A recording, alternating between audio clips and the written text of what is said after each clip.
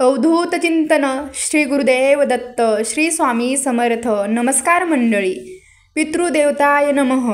21 September 2025 रोजी सर्व पित्री अमावस्या आहे. पितृपक्षातील ही सर्वात महत्त्वाची तिथी मानली जाते आणि याच दिवशी सूर्यग्रहण देखील आहे. आपल्यापैकी बऱ्याच जणांच्या मनामध्ये शंका असतील की हे सूर्यग्रहण भारतात दिसणार आहे का? वेदाचे नियम पाळायचे आहेत का? मग सर्व पितृ अमावस्येच्या दिवशी आपले जर पित्र राहिले असतील तर श्राद्ध भोजन कसं करायचं? श्राद्ध कर्म कशी करायची?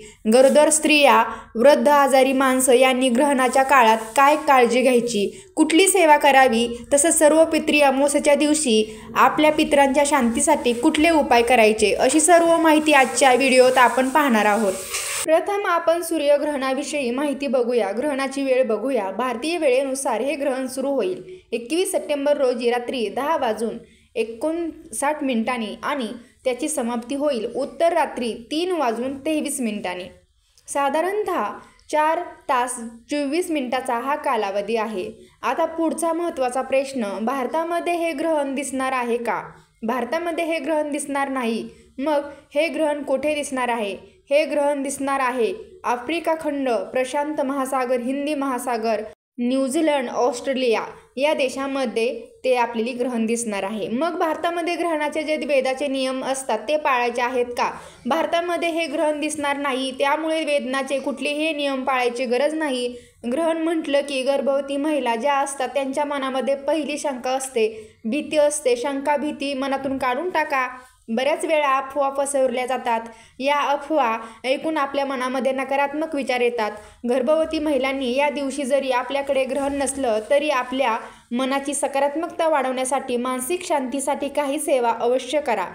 सूर्याचा जो मंत्र आहे, ओम ह्रीं सूर्याय नमः, या मंत्राचा पठण करा. 108 वेळा पठण करावं. श्री स्वामी समर्थ हा षडाक्षरी मंत्र किंवा आपल्या इष्टदेवतेचा जो मंत्र असेल तो 2 मंत्राचा फक्त आपण ग्रहण काळात किंवा दिवसभरात कधीही पठण करा आणि ग्रहणाविषयी शंका भीती मनामधून ठेवू नका.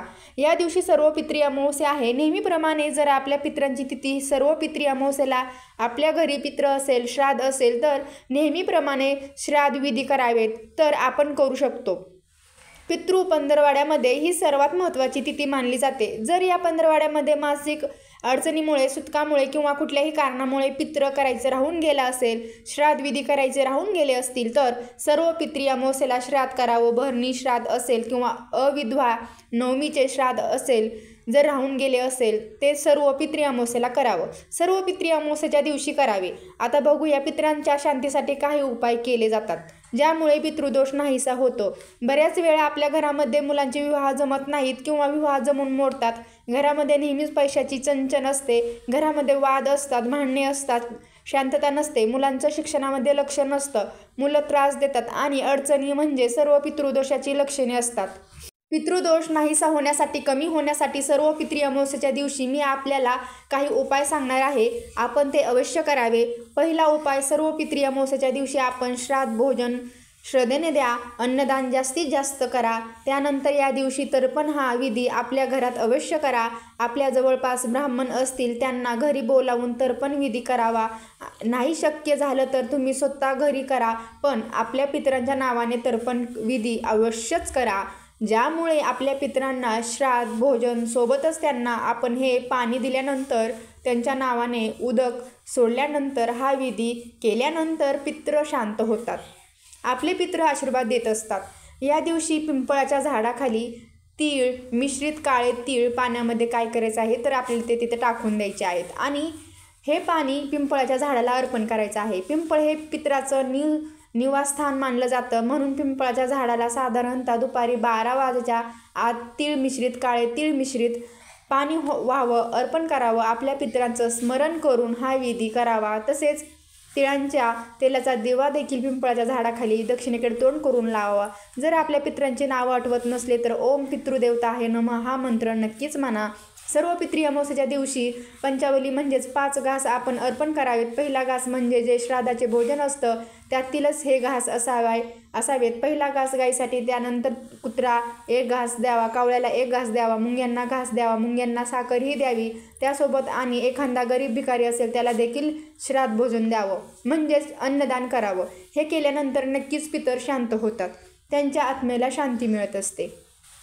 या दिवशी सूर्यग्रहण आहे म्हणून आपण सूर्याचा मंत्र ओम ह्रीं सूर्याय नमः या मंत्राचे पठण करावं. पितृमंत्र कुठलेही म्हणावेत. पितृदेवता आहे नमः सोपा मंत्र आहे. या दिवशी 108 वेळा या मंत्राचे पठण करावं किंवा 11 वेळा 21 वेळा मनोभावे पठण करावं. सकाळी किंवा दुपारी 12 वाजेच्या दरम्यान दक्षिण दिशेला दोन्ही हात वर करून आपल्या पितरांना नमस्कार करायचा, त्यांचं स्मरण करायचं आणि त्यानंतर श्राद्ध भोजन किंवा अन्नदान द्यायचं असतं.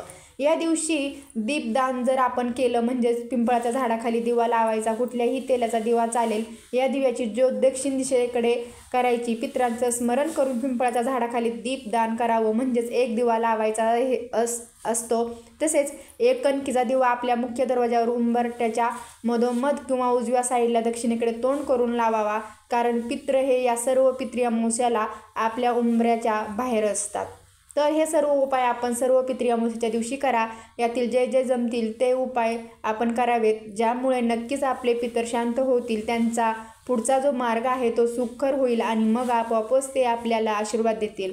पितृदोष कमी होण्यास मदत होईल. मग आपले जे दैनंदिन जीवनातील अडचणी असतील, त्या आपल्या समस्या असतील, त्यांचे देखील निवारण होण्यास मदत होईल. तर सूर्यग्रहण, सर्व पितृ अमावस्या याविषयी हा शंका निरसन करणारा हा व्हिडिओ होता. माहिती आपल्याला आवडली असेल तर जास्तीत जास्त लोकांना शेअर करा, व्हिडिओला लाईक करा व अवनीशची मम्मा या चॅनलला सबस्क्राईब करायला विसरू नका. आणि व्हिडिओ शेवटपर्यंत पाहिल्याबद्दल अगदी मनापासून तुमची मी खूप खूप आभारी आहे. नंतर असंच भेटूया नवीन विचारासोबत. तोपर्यंत धन्यवाद. स्वस्त राहा, मस्त राहा. श्री स्वामी समर्थ. रामकृष्ण हरी.